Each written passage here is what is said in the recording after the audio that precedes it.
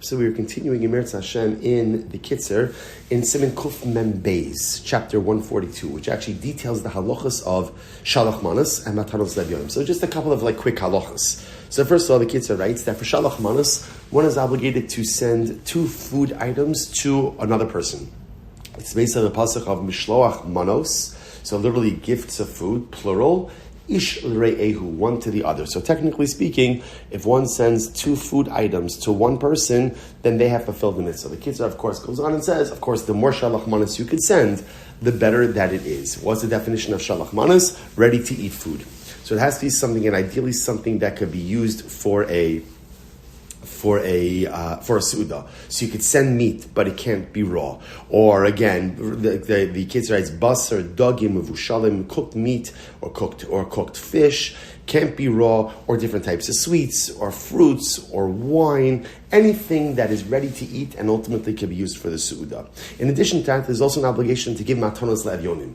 So the way this is, which is gifts to the poor, so the way this is phrased in the Megillah is matanos le'avyonim.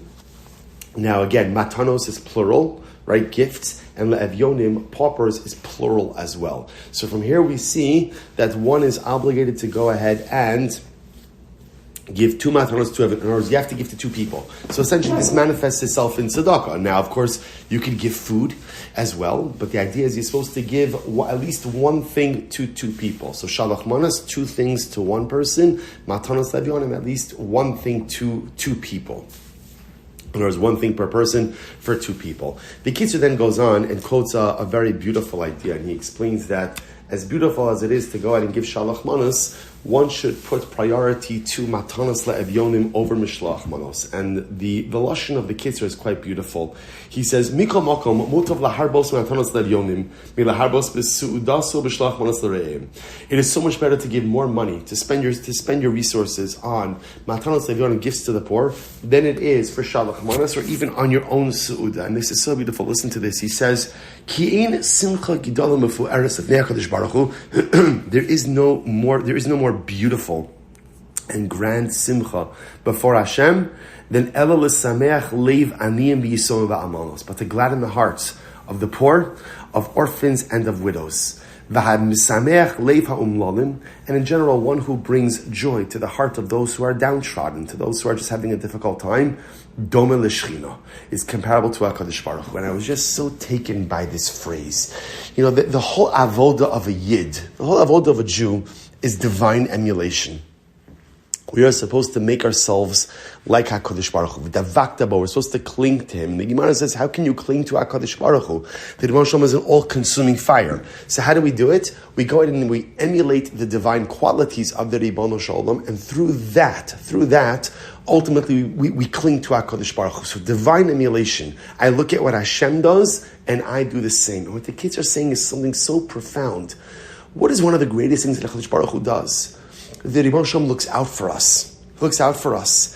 And again, certainly for those who need even more attention and need more resources and need more of HaKadosh Baruch Hu's love, the Rebbeinu Shalom tries to go out of his way to look out for them as well. So when we look out for each other, and specifically when we look out for those who are most vulnerable, and we look out for those who perhaps are most peripheralized or marginalized, that's incredible. And that's holy, and that's divine. And not only is it a form of divine emulation, but ultimately, again, like the Kitzur says, it gives joy to HaKadosh Baruch Hu. Ki ein simcha gidola lefnei HaKadosh Baruch Hu. There is no greater simcha for Hashem than when we take care of those who may be in a difficult spot, than when we take care of those who may be peripheralized or marginalized. So it gives simcha to Hashem, it gives joy to God. And it also allows us to engage in the process of divine emulation. Incredible. And therefore, says the kids are coming full circle. Halacha l'maisa. Halacha l'maisa. Even though we're supposed to have a beautiful suda, and we're supposed to give shalach manas, but the majority of our Purim resources should really be directed to matanos le'avyonim, gifts to the poor, because again, makes HaKadosh Baruch Hu happy, allows us to emulate the Rebbeinu Shalom, and of course, brings joy to all members of Klal Yisrael. Right? Hope.